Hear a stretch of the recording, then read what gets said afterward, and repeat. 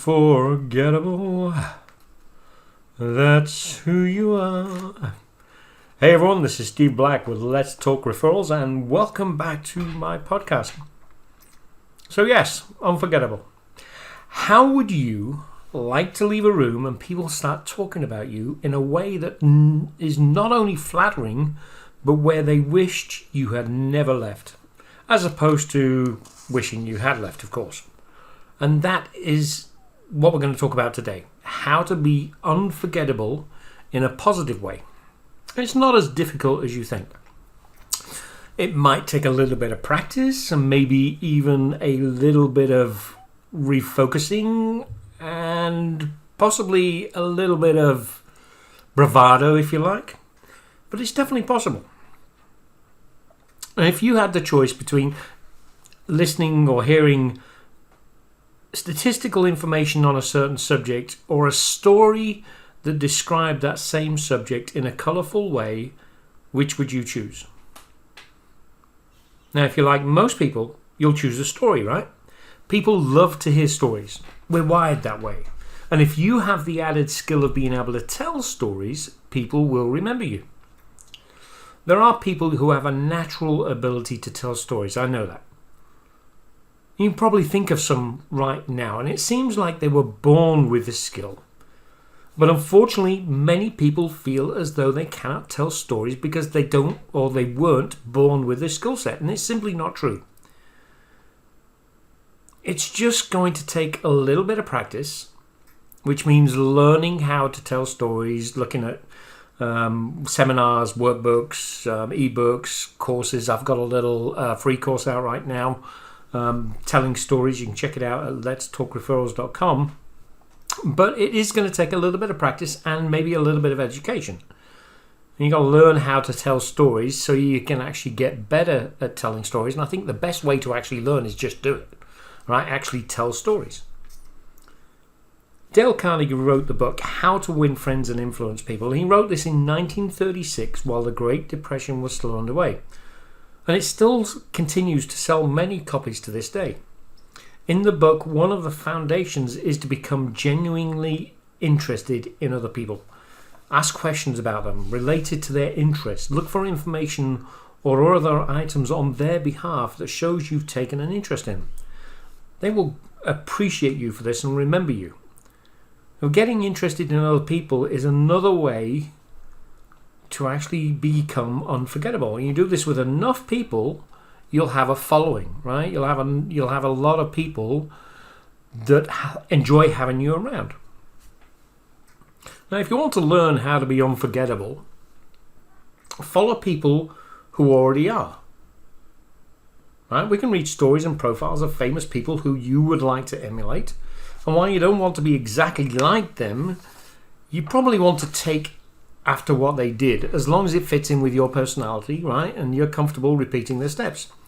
And sometimes it's better to go outside of that comfort zone to grow as a person. And when you learn to take the same steps, you can become more unforgettable. Whether you become as unforgettable as they were, it depends on the circles you move in. Think about it this way. Nobody gets remembered for doing the same thing that everyone else is doing. Right? And when you search for ways or try to find ways that others aren't, you'll stand out amongst your peers. It may not seem popular, it may seem a little bit quirky when you first get out to do things differently, but you can make it work. And it will turn around, right? People will remember you for that quirky thing. A quirky thing. I'll think of a better word for that.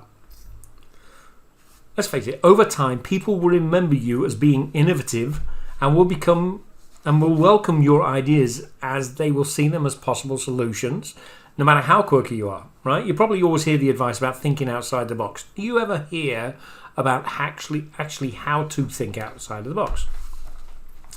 Now, while there are no rules for thinking outside of the box, that's kind of like the point, there are different ways to approach it.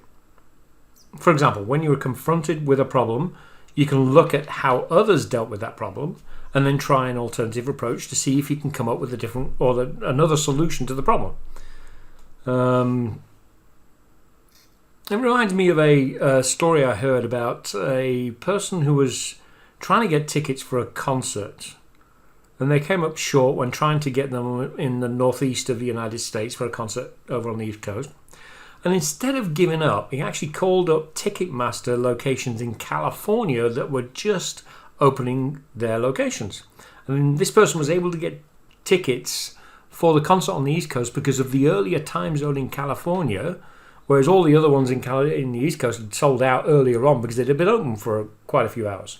And it was successful.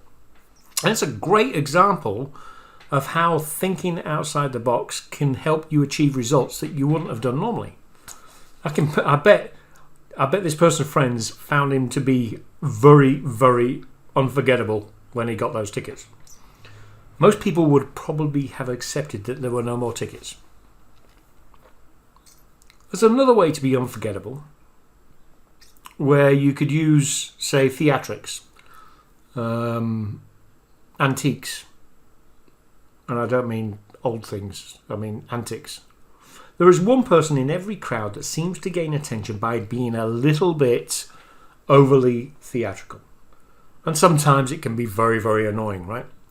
But it always seems to get the attention. These people tend to have a tendency to be remembered because they put on a good show, and we like a good show. It's kind of like a story with visuals. And even though it's not easy if your personality is not geared towards that kind of thing, but you could try it for yourself, right? You probably do it with family and very close friends, but have you tried doing it at networking events? I don't mean being the thespian or doing a Captain Picard, Jean-Luc Picard, or all that fun stuff that you could do with acting. But you never know. It could be something they would enjoy and something that you could do. You just don't want to be too dramatic, but a little bit of flair can go a long way. And chances of being remembered are actually greater for people that can put in a little bit of theatrics to their style when they're networking. There is another way to be unforgettable, and it's kind of like a business model, but not within your business. You know, networking is about meeting other people, getting out there, meeting other business people, local leaders in the community. But you could actually take on a leadership role yourself. And you can't just suddenly walk into a room and say, I'm taking over, I'm the leader. But when you take ownership of something, you will be looked upon as a leader. And when you succeed in what you're doing, people will look up to you and remember that it was you that helped make it happen. Sometimes it's with helping organise volunteer events, working on the board, being on the board for a local charity or non-profit. And while everybody needs, as a leader, to rely on team efforts, when you're the one setting the direction, people will follow your lead. And you'll become unforgettable because of the leadership that you showed within that situation. Good leaders also know how to follow. This is not about just pushing a noodle through a wet straw. Or is it a wet noodle through a straw? I'm going to have to get some of these phrases down. I'm still kind of getting used to the American terminology of some of these things. But being a leader, it's like you need to sometimes let other people take on the leadership role within what you're organizing, even if you are the one accepted to hold that title. People know more than we like to give them credit for, and they're capable of so many things. And by relying on the expertise of others, they'll probably appreciate you and will remember you in the process. Again, you're becoming unforgettable to the people you lead by giving them leadership roles. Clearly, you're going to be the one responsible, right, in the end. But it's okay to give people that responsibility. And by giving people that responsibility, you will be appreciated and become unforgettable in that way. And when you recognize others for what they do or who they are, you can bet they'll remember you. People like to be recognized. It goes a long way in boosting their confidence. You don't need to do it in a manipulative way. Otherwise, they'll probably see right through you. But you've got to be genuine, right? When you do the recognizing in the leadership role, you recognize other people for achievements by doing something. Let's have a brief talk about charisma.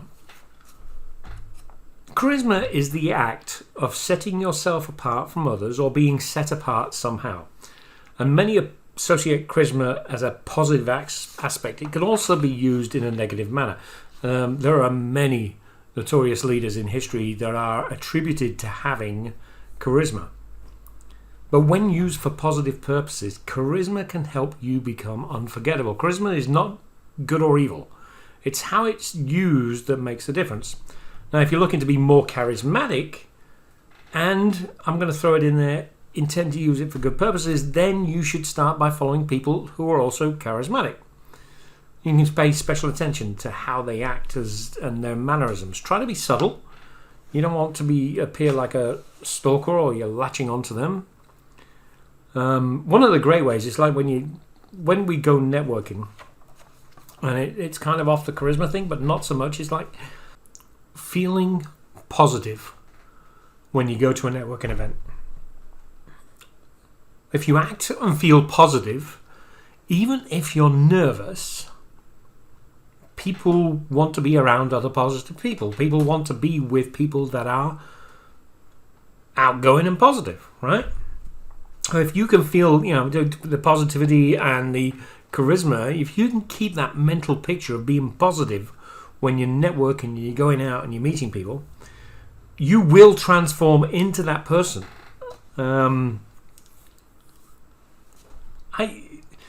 It's like a lot of people smile, a lot of people don't smile, but if you found that when you smile at somebody, they smile back, yes, it's catching. You can do the same with the positive attitude. If you go in with a positive attitude, and I'm not talking aggressive, I'm talking assertive with charisma, you can attract like-minded or people that want to be like you and become unforgettable.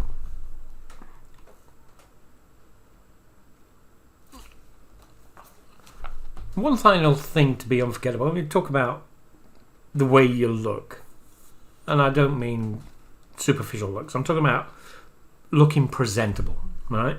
Because if you appear sloppy, you'll probably be remembered as appearing sloppy. And we don't want that unforgettable bit to be unforgettable for the wrong reasons, right? We talked about that right at the beginning.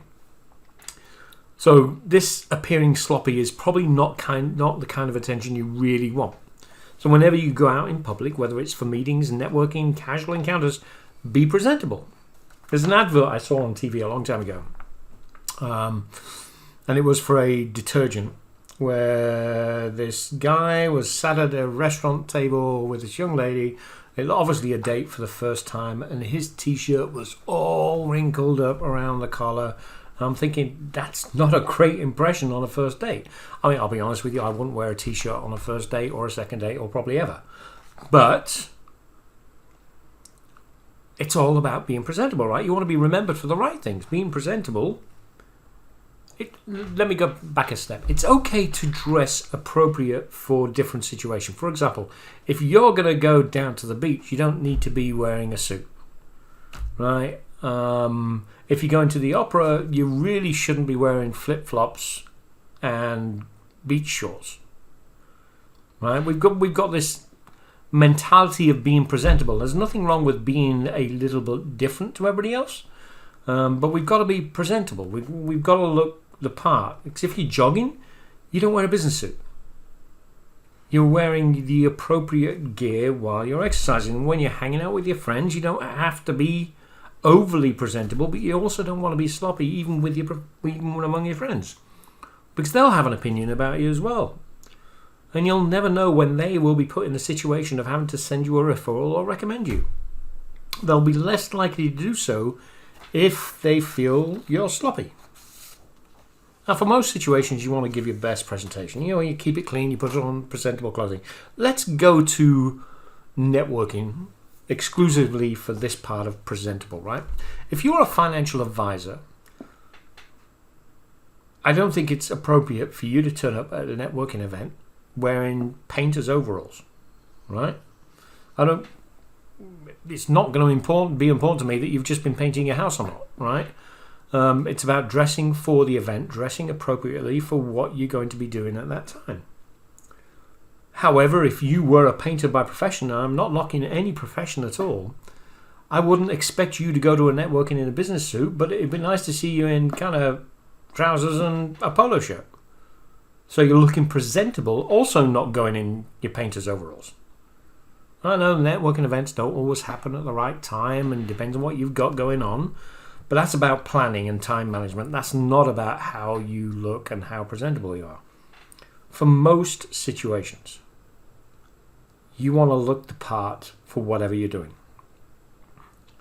The final thing you need to do is stop being like everybody else. Be unique. Embrace your uniqueness. A lot of people like to conform because they fear the ramifications of not doing so. It's like they're not one of us. But most people appreciate uniqueness. They respect people who are willing to stand out from the crowd. Some may find you a little bit strange when you do it, but as long as you keep to who you are, most will recognize your uniqueness and remember you for it. There was a gentleman that was in one of our BNI chapters in Amarillo quite some time ago, and he always wore a bow tie.